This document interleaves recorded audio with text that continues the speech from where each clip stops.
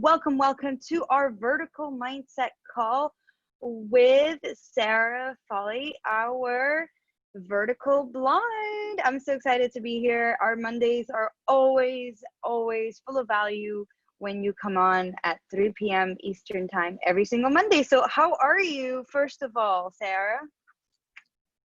Thank you. I'm so glad that I'm providing value. That's always a desire. So I'm doing really good. You get through the weekend and now it's ready to rock and roll for the week. Rock and roll. Let's do it. So we just started a new theme for the week. As you know, every week we have a new theme, and today is about time. So when we get the value for our time, using our time wisely, we were talking about today on our founders call with Peter this morning, how money, you can spend money and you get back, you can also make more money and we get back money, right? The time, it's an interesting fact that whatever you spend, you will not get back, right? You won't get that time back. So so that's the theme of the week, and we started talking about that. And I know that today, one of the things that it's totally related to the theme, you talk about having patience and having the time to be in the right mindset and not to feel rushed or pressures to be somewhere where we're not. So where would you like to start? Where do I start? So I guess when I think about time, I think about kind of a light bulb moment that I had over this past year. And I'm an achiever. Like my whole life, my sense of value was really attached to what I was accomplishing, what I was achieving, what I was doing. And so I was always busy, but I wasn't necessarily efficient or effective or completing tasks. Like I was always starting a bunch of things and always starting projects and what is the new thing that I'm working on, but I wasn't necessarily like accomplishing a whole lot. And there was a big light bulb moment for me as an achiever. And so if anyone watching is an achiever and your sense of sort of value and worth has been attached to what you have accomplished, you can get in this cycle of always doing just to be proving your value. And so that was a huge light bulb for me of, okay, first of all, what am I doing right now? Like, is this even doing anything, or am I just busy? And that was a big like, oh, I'm just always really busy. And at the end of the day, my to-do list is longer. I feel more drained. Like I'm not feeling that accomplishment that I'm craving. So I urge you, if you're watching this, to think, am I doing just to do, or am I actually doing to progress? And I think that that is a big distinction and something for you to just ponder, especially if you are an achiever. So that was the first thing that came to mind when I thought of our theme this week, was this element of time. And another thing that just popped into my mind was there at Date with Destiny, we go through a process of finding out what our core question is, our primary question. And my question was always, what can I do? What can I do? What can I do? What can I do? It was always, what can I do to be better, look better, act better, be better in some way, but it was always around doing. So again, I just really urge you that if you are constantly doing, to take a step back and think, is this to achieve? Am I trying to prove something? And if you're trying to prove something, that's when the next step comes into play, of this patience of really appreciating the journey. Like we cannot get to where we're going without all the experiences that we're going to take along the way. And so we tend to really rush ourselves. Like, I want to be rushed. I want to be there already. I want to do it already. I want to already be achieving, or, people that are trying to grow like a social media following. I already want to be, at 100,000 or 1 million people, when they're missing the juice that comes from the doing and from the process. And that is where I've truly learned what I'm capable of, who I am, what my values are. You learn it through the doing. So yes, keep progressing. Don't just do to progress, but enjoy and appreciate and have patience for yourself as you are progressing. So don't stop progressing. Don't stop keeping your eyes on that prize, but understand that what you're going through will benefit you, and it may even detour you in better directions. So we would miss that if we try to rush it. Wow. So one of the things that comes up for me when you say that, and I find that it's so valuable, it's so true. It's kind of a nice balance, I would say, where you're not doing too much, but you're still doing. You're still taking action. And then in terms of mindset, though, do versus action. Doing versus action, I think, is the distinction, because sometimes we do, just to prove something, just to be doing. And I think that we are missing the action. And sometimes the action means sitting back, being still, feeling the emotions that come up. Like, action can also come from just being still. So I think that's the big distinction there. Are you doing, or are you taking action towards your goals? And if your goal is to grow, then there's a lot of juice in being still. Wow, powerful concept, really. Doing versus action. And it's true. Like I even today, I've been doing a lot, which feels related. I'm creating this new course online, and I'm looking at images and the style, and really what I should be focusing on. And I realize this now, as I spent all this time on doing, where the most important action is to write down my sales video. And that is super important.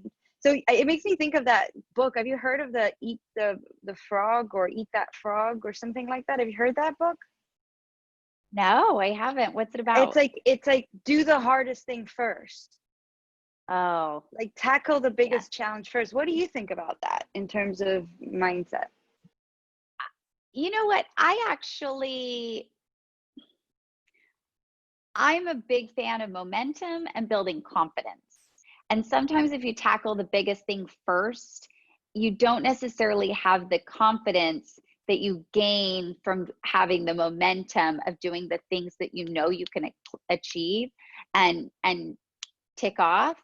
So I don't know. I actually go the opposite way, because, I even see this with the girls that I work with, that it's those little progressions that build the biggest confidence. It's them showing up for themselves every single day. It's them making a different decision at lunch. Like, it's those little decisions that make the biggest change in their confidence level. And I think the biggest thing we need to tackle hard things is to know that we have what it takes. That's confidence.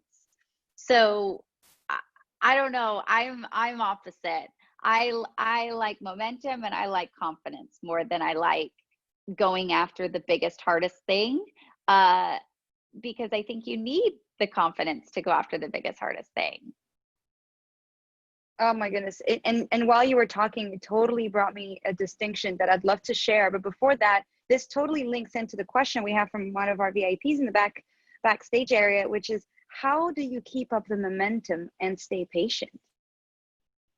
That is the balance, right? That is absolutely finding the balance. So that is understanding the difference between doing and action. And then your momentum, I mean, I honestly, like, it's perfect. Thank you for asked that question, because I think it plays into what I just talked about, that the momentum comes from ticking off the things that it's like, it's just barely outside that comfort zone, but you know, you've got what it takes, right? But I think that when we start to have that momentum, then we start to crave it more, because we crave the accomplishment. Versus if we're just doing, we're not craving the doing. No one looks forward to their to-do list. No one looks forward to like being busy, but they crave accomplishments. They crave that feeling of like, I did that. Oh my gosh, I didn't think that was possible and I did it. Or, oh my gosh, like look at everything I'm accomplishing. I'm actually finishing. Like, not only am I thinking about it, but I'm accomplishing it.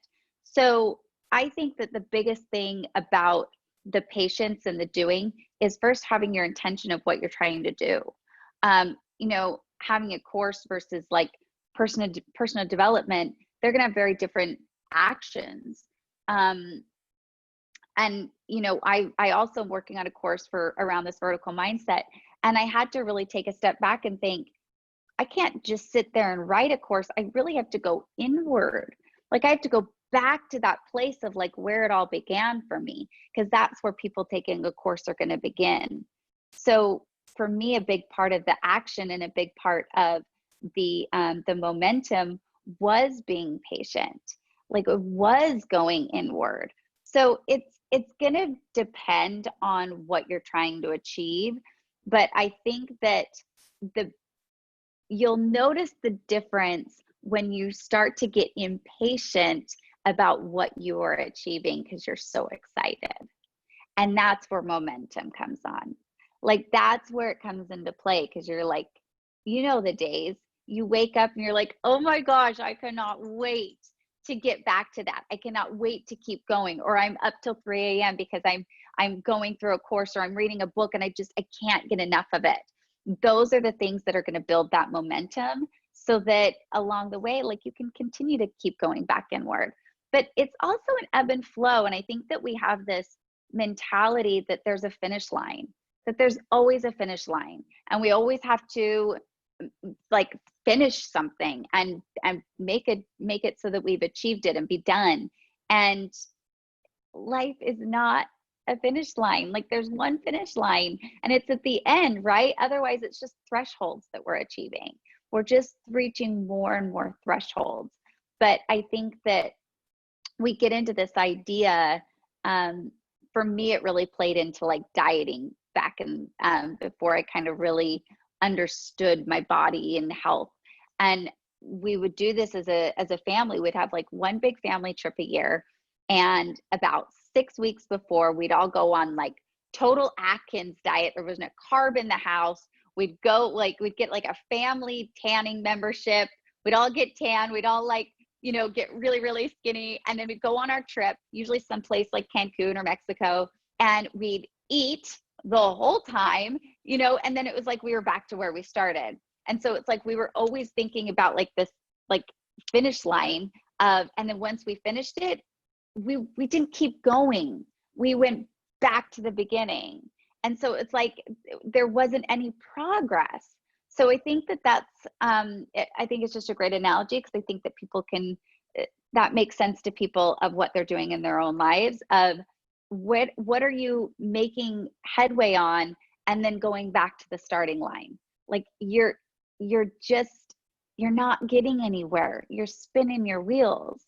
So I think if we think of them more as thresholds than finish line, like I've reached a new threshold.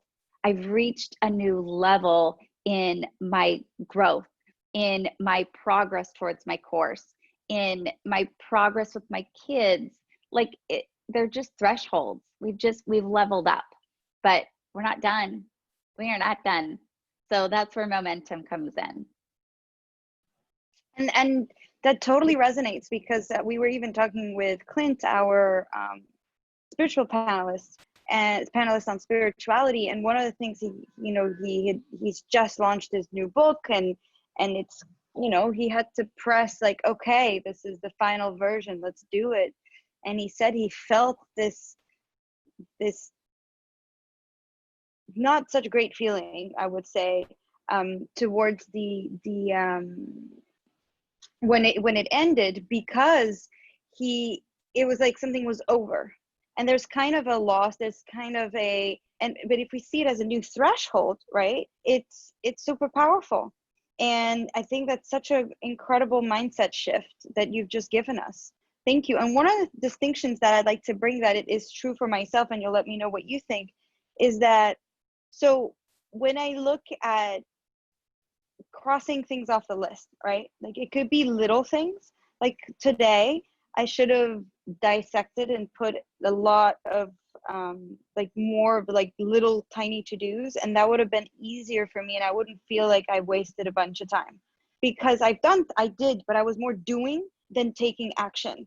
And I think that the big distinction is really chunking those things down to, not do sales video, because like, or do online program, which is sales page, it's the look of the page, it's the welcome page, it's the email. It's like, well, now I'm kind of just, if you want to learn how to do a course, it's more on Peter's call and program, but it's like all of those things. And that's, one of the things that I'm going to ask him, if we could, like, I'm going to take his cheat sheet and see, because chunking it, I guess that's the word I'm looking for. Is that what you do to help you as well? Because it feels rewarding when it's like little tiny, like more smaller actions that you can just like, okay, check, I've done that. Well, I think that it's also really important that I learned this the hard and the easy way when I was planning out the retreat last year. I had no idea what I was doing, and there were so many days where I'm like, I was so busy today and I have no idea what I accomplished. Like, I feel like I've got more work now. I don't understand that, I wasn't making headway on some days, and some days I was. And I think that when you take those bigger blocks, so for me, I actually really do love a to-do list. I'm one of those people that, like, once I complete something, I'll actually write it on the to-do list so that I can cross it off. Like, I'm one of those kind of people. And so, but I think that chunking it is very valuable to make that momentum, but you want to chunk it in a way that it's towards that bigger goal. So you've got, let's just say you've got your welcome page. That's a big chunk, right? So then you want to just divvy that up a little bit more. So you've got welcome page, like design, like figure out the design, write the copy, find the photos, like chunk it according to the bigger project at hand, not the overall project, not create a course. Like, that's a given, that's on the to-do list. That's, you don't even talk about that. But a welcome page, that's a bigger chunk. That's not just going to be done in one day. There's a lot that goes into that. That's design, that's copy, that's that's uploading it, that's putting it on your website. I mean, there's so many little things that if you wanted to be able to get really effective on chunking it, and batch work, I've become such a fan on batch work, that, even for me with filming my course, it was like, okay, go through and write them all out. And then on one day in particular, film like 5 in a row. And so you've got the momentum, even when you're filming it, that you're in the right mindset. You're prepared, like, because I mean, it takes a setup. You want to make sure everything's good. You want to make sure all the toys are back out of the way. Like, I mean, there's so much to do. So I think that batching it according to the bigger projects. So kind of there's sub projects, then you've got your mini tasks within each sub project.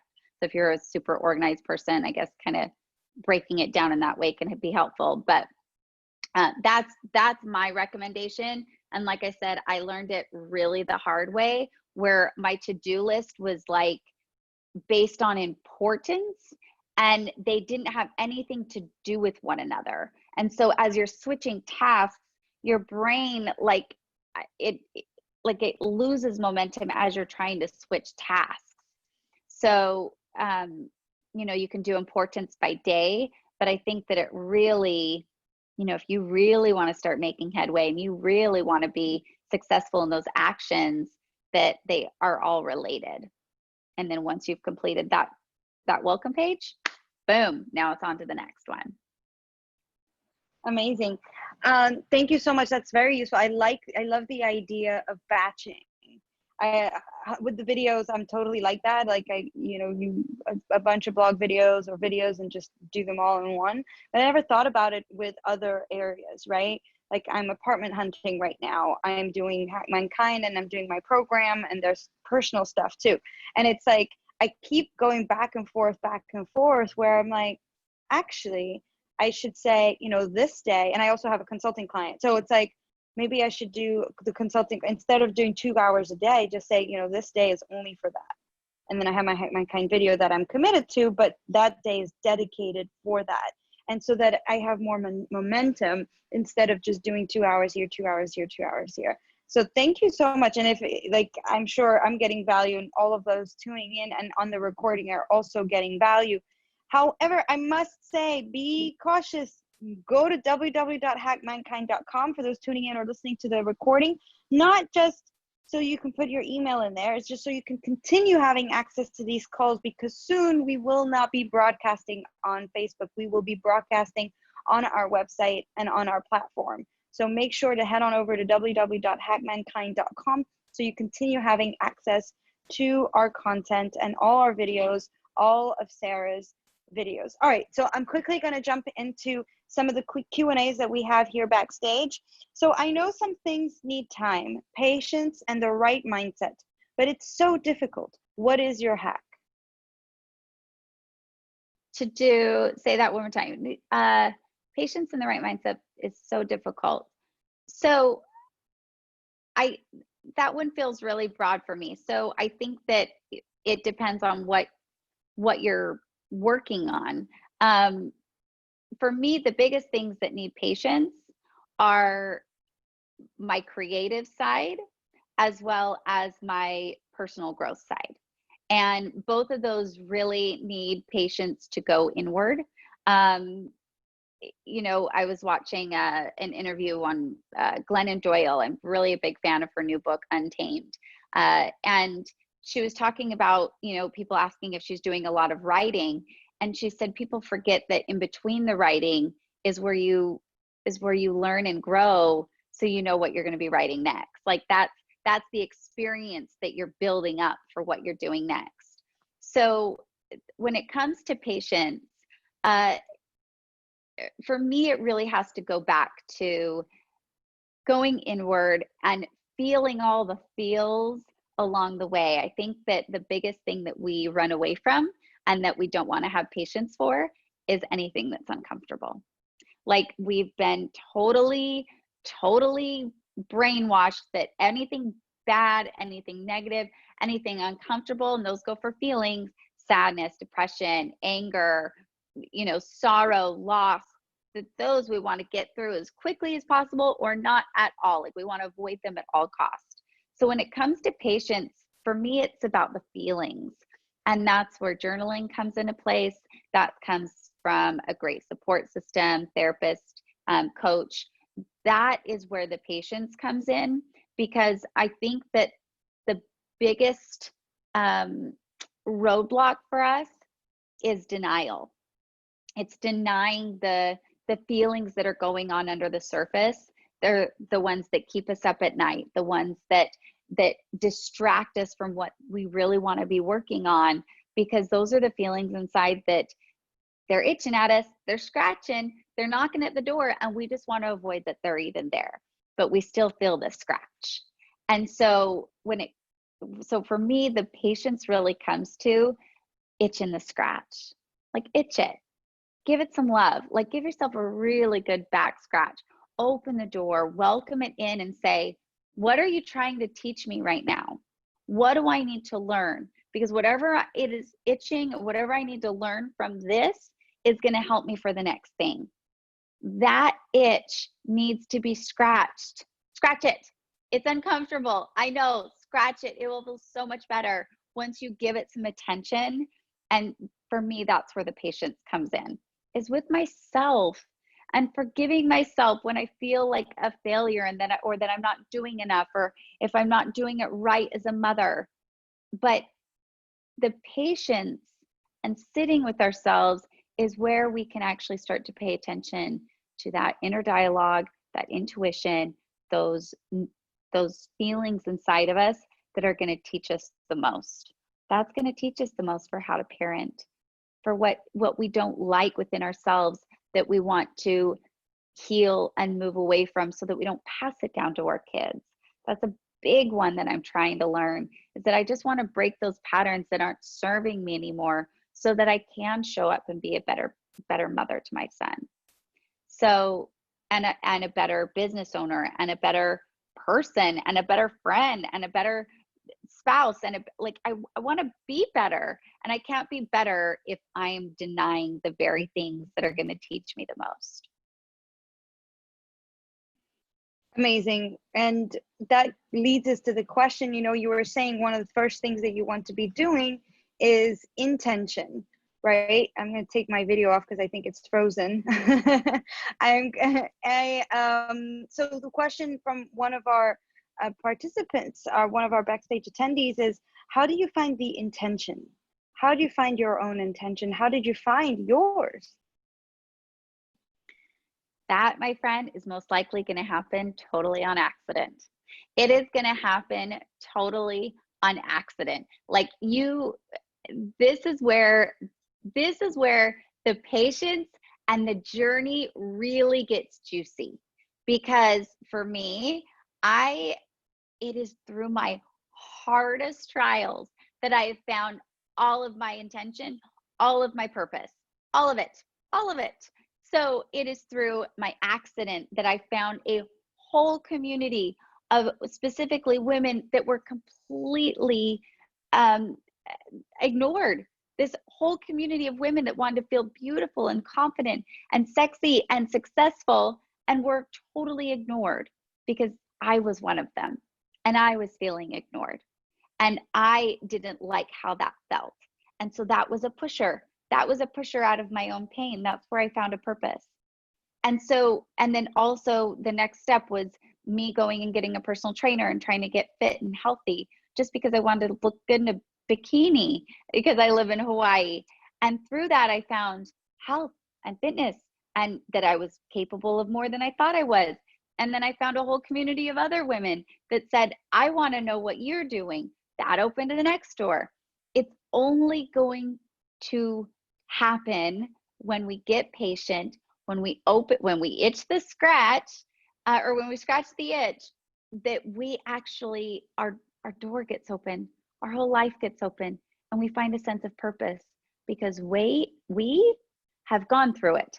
We have direct, real, raw experience of going through it, and we know what it feels like on both sides, from the hurting to the healing.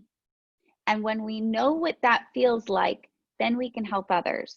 And the best way to get out of our own heads, to get out of our own depressions, our own anxieties, is through helping others. Is to get that focus onto what you can do for others because of what you did for yourself first. So don't start trying to take care of everyone else before you've taken care of yourself. That specifically goes for all you mommies out there. Stop trying to put your kids first. You are not doing them any service. You need to start caring for yourself. And that does not mean manicures and facials. That means good self-care. That means itching the scratch. That means really getting deep on those feelings and those emotions and those past patterns that really need to be worked out and healed so you can be a better mom. But we got to go inward first, and then we're going to find it. We're going to find the things that really ignite us. And you'll know what it is when you know what it is.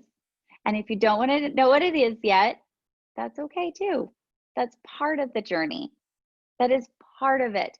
Finding that intention, finding your purpose in life is the juice. Don't rush it. Do not rush it. Ladies and gentlemen, Sarah Foley. Amazing way to end this call. My video is acting up, so I'm just leaving you with my picture, but I am here. I am so happy to be here with you. Thank you so much for this happy Monday vertical mindset start to the week. I really appreciate it. For those who haven't done already, www.hackmankind.com to make sure that you have backstage access to all of our calls and stay on these calls. just by submitting your email address. That's it for today, guys. I'm so happy to be here with you again. Next Monday, we will be here, 3 p.m. Eastern time. If the schedule does change, it may change when we go into the new platform. We will let you know by email. So in order to know, make sure www.hackmankind.com. Thank you so much, Sarah. Absolutely. My pleasure. Aloha, everyone. Have a really beautiful week. Take care. Bye.